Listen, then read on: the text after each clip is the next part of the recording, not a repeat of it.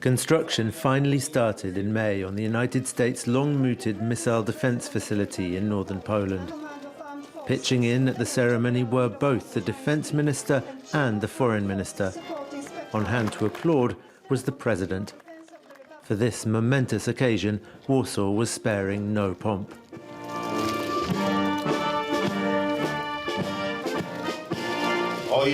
Although we became members of NATO, entered NATO many years ago, we have waited a long time for the alliance, in a stable, permanent sense, to enter Poland. Everyone wanted a share of the credit. This is truly an important day for Poland, for NATO, and for Europe. The Aegis missile defense system is designed to intercept ballistic missiles fired towards Europe and destroy them in the sky. NATO says the equipment, on warships in the Mediterranean and now onshore in Romania and Poland, is designed to block attacks from the Middle East, not Russia. But Vladimir Putin says he sees it as a threat and has warned both host countries that they could now be in Russia's crosshairs, much to the Americans' consternation. It is not possible for these missiles to threaten Russian strategic missiles. And we would ask the Russians just think about what they are saying, because we have every intention of working with the Russians if we can. But these threats are very problematic. Poland's defense minister Antoni Macierewicz has even less time for Putin's complaints. The Russians don't understand the modern world. They don't understand our actions. They don't understand that every nation has the right to self-defense. In June, NATO staged its largest international drills to date in Poland. Neutral observers were invited, in part so the Russians could not complain about secret war games. Actually, far from being secret, all the exercises were massively publicized. Poland's main TV networks offered daily live commentary. They're starting the main section of the exercise, which is the construction of the pontoon bridge over the river. And we're also expecting helicopter support now. It's a popular theme. For sure, the Polish people feel a need for a sense of security, especially after what's happened in Ukraine over the past 2 or 3 years with Russia's intervention in Ukraine. Right now, Poles are worried, thinking that one day maybe we will have to face the same problem. Throughout its history, Poland has been battered by powerful neighbors. This stretch of river was in German hands from 1772 to 1918, while Russia ruled the east of the country. And domination by the Soviet Union only ended in 1989.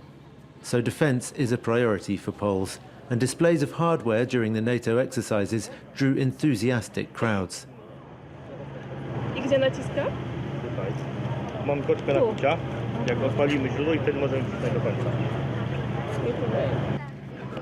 We are situated in a bad place in Europe, between, west and east. So I think that great powers always were, in clash exactly where we are situated. Despite the bonhomie, only a third of Poles say they feel confident NATO will protect them. We are happy they're here. But there should be more soldiers.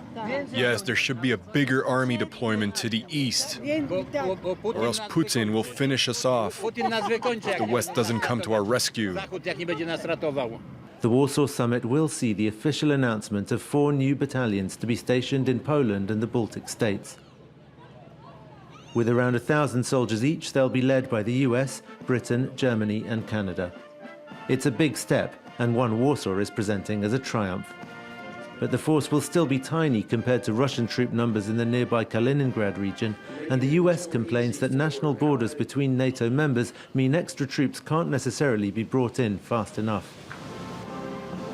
A military Schengen zone is what I'm looking for. Without that sort of freedom of movement, if deterrence fails, then that means we're going to have to do a liberation campaign, which will be much more expensive, much more dangerous. Today, a refugee can move across Europe more easily than a military convoy.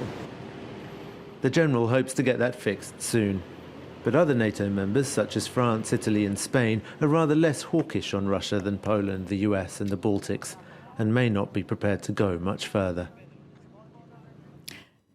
And for more on Poland's relationship with NATO, I'm joined here in the studio by Torniki Godazi, a former Georgian integration minister with the EU. Thank you so much for coming in. Thank you. Just how worried is Poland about Russia?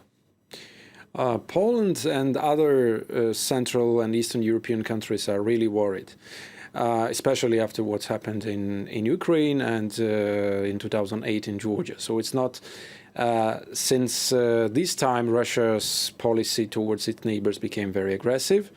Russia just destroyed all the remnants of the international law, and they are very worried because they have also experienced lots of incursions on their airspace, on their maritime space.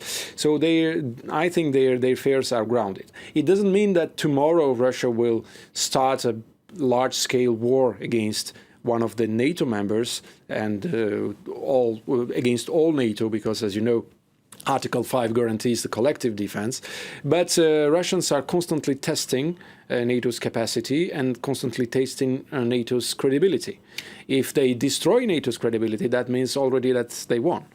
And, of course, this is coming as 4 fresh NATO battalions are being deployed on a rotational basis in Poland.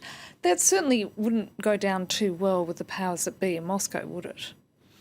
Of course not, but when you see what happens on the other side of this border, you have a heavy military build-up in Russia's western regions. You have the enclave of Kaliningrad, which is totally militarized now. The recently occupied Crimea is also militarized, and the Russians are pointing their strategic missiles on Western Europeans and on Europe. So proportionally what the NATO did recently, the decision the NATO made to send 1 battalion of average, or 1 battalion is around 800, 900 people per country. This is nothing. This is just a reassurance measure for these countries to make them feel more comfortable, and also a message to Russia.